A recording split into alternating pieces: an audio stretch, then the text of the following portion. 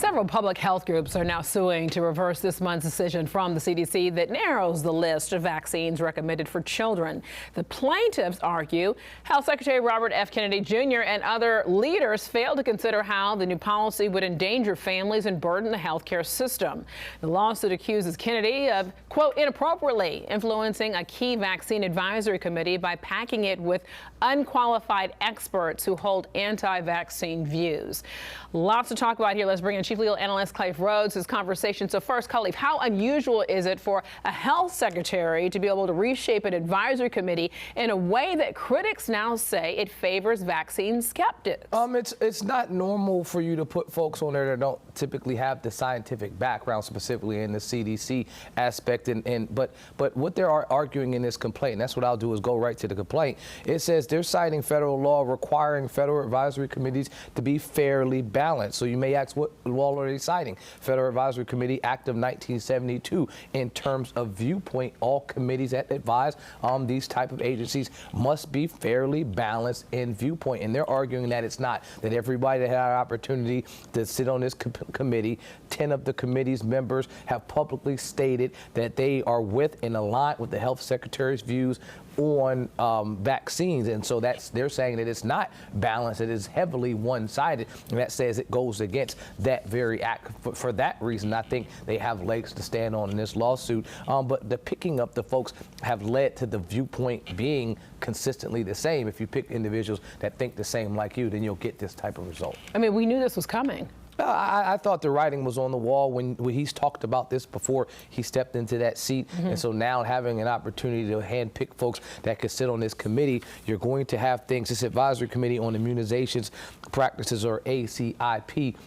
That's the committee that folks are talking about, and is a major shift from the way that they've used to do work there in the past. You got to think about it. We have these alphabet soup agencies that have the formal rulemaking process where they will propose a rule change, have a moment for the public to make considerations or comments, then make a final rule decision. Well, because this is guidance and not a rulemaking, they don't have to go through that formal process. It's administrative in nature. All they have to do is make the change, and it's done. But the CDC talked about how they come up with their guidelines in the past. In 2022, they listed the reasons. There are 5 points for how they develop the public health and clinical guidelines. Assess the needs for the proposed guidelines. Determine the guideline scope, identify contributors' roles and competing interests, gather, summarize, and assess evidence, and draft evidence-based recommendations.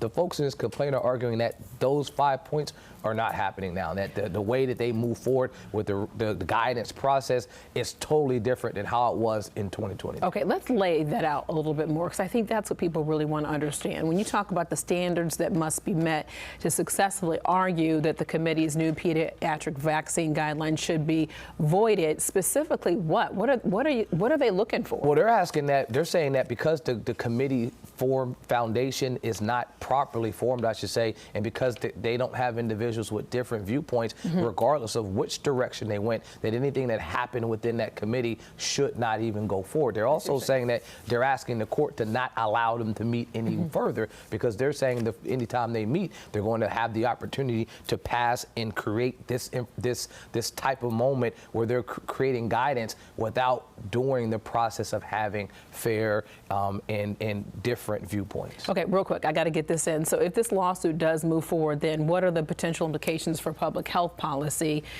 nationwide? Well, I think if this moves forward, it just will get clear guidance on if they are advisory committee. I mean, you understand that they are an advisory committee. That's clear.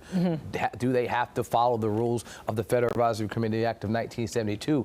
And if the court recognizes that they do, then you're going to have to change the membership of that committee. And so then that impact will be, you'll probably have less anti-vax things coming out if you have a committee that has a fairly balanced viewpoint status. Khalif Rhodes, appreciate your insight. As always, thank you so much.